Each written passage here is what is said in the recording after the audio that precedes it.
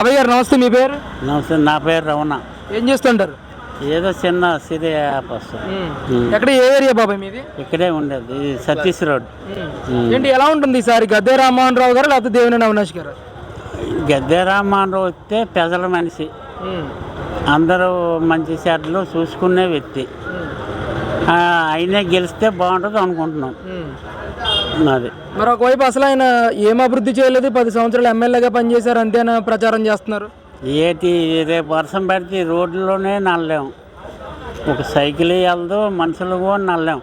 నిన్న కొంచెం వర్షమే పడిందిగా, ఇటు నుంచి ఎవరు నల్లేరు. ఇదంతా ఒక అంధకారంగా ఉంది. అది మరి ఆయన నన్ను ఇన్ఛార్జిగా చేసిన తర్వాత ఈ ప్రాంతంలో చాలా అభివృద్ధి చేశానంటూ ఉన్నారు అవినాష్ గారు.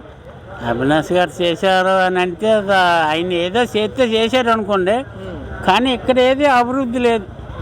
ఈ రోడ్లో వెళ్ళాం, వర్షం పడితే అందరం అటు తిరిగి వెళ్ళడం తప్పితే స్ట్రైట్గా వెళ్ళలేకపోతున్నాం.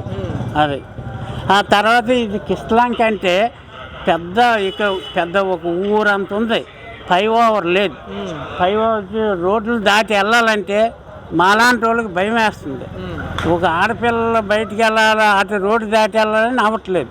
ఇక్కడ ఫ్లైఓవర్ అవ్వాలి, అయితేనే ఇక్కడ కిష్టలంకి ఒక మంచి జరిగిద్ది, ఇక్కడ ఉన్న ప్రజలకి మంచి జరుగుతుంది. ఈ ఫ్లైఓవర్ కోసం ఎవరూ మాట్లాడతలా, ఏ నాయకుడు సీట్ల. అది దీన్ని అభివృద్ధి చేసేవాళ్ళు కావాలి. ఇది కావాలంటే పవన్ కళ్యాణ్ రావాలి. పవన్ కళ్యాణ్ వస్తే నిలదీసి అడగగలడు, ఎవరో అడిగేవాళ్ళు లేదు. పవన్ కళ్యాణ్ వస్తే ఆయన నిలదీసి అడగాల శక్తి ఆయనలో ఉంది. ఈ అంతా యువత కూడా అలాగే పనిచేసి రేపు అభివృద్ధి చెయ్యాల. ఎవరైనా పర్లేదు, అభిలాష్ అయినా పర్లేదు, ఆ పవన్ కళ్యాణ్ పర్లేదు, ఎవరైనా జగన్ అయినా పర్లేదు, అభివృద్ధి లేదు. అసలు ఈ రోడ్లో నల్లపోతాను. నిన్న ఇంత వర్షం పడింది, ఎవరు కూడా పైకి వెళ్ళాలంటే ఎక్కడ పడిపోతాం, ఎక్కడ గుమ్మ ఉందో వెతుక్కుంటున్నాం. ఏంటి, ఎలా అనిపించింది అసలు జగన్ గారి పరిపాలన మీకు? జగన్ గారి పరిపాలన అంటే ఏం చెప్పగలను చెప్పండి. ఆయన కుర్రోడు, ఏదో చేస్తాడు, మంచి అభివృద్ధి చేస్తాడు అనుకున్నాం. చేస్తాడు అని అందరం వేసాం ఓట్లు, అందరం ఓట్లు వేసాం. కానీ మరేమో ఆయన అంటే మీరు పవన్ కళ్యాణ్ వస్తే బాగుంటుంది అని అంటూ ఉన్నారు. ప్రధానంగా విజయవాడ ప్రాంతంలోనే చాలామంది ఆయన వ్యతిరేకించడం కానీ ఆయన పార్టీ నుంచి కూడా బయటికి వెళ్ళిపోయిన పరిస్థితులు మనం చూస్తూ ఉన్నాం. ఇలాంటి నాయకుల మీద మీరు ఏ విధంగా రియాక్ట్ అవుతారు? ఏమండి, బయటికి వెళ్ళిపోతున్నారంటే అందరికీ ఇచ్చేస్తే ఎక్కడవుతుంది? ఎవరు స్టాండర్డ్గా పనిచేస్తారో అన్నీ ఎన్నుకుంటారు జనాలు. ఎవరు ఏది చేయలోని ఎవరికి పడితే వాళ్ళ సీట్లు ఇచ్చి వాళ్ళు మాత్రం ఎంతమందికి ఇచ్చేస్తారు?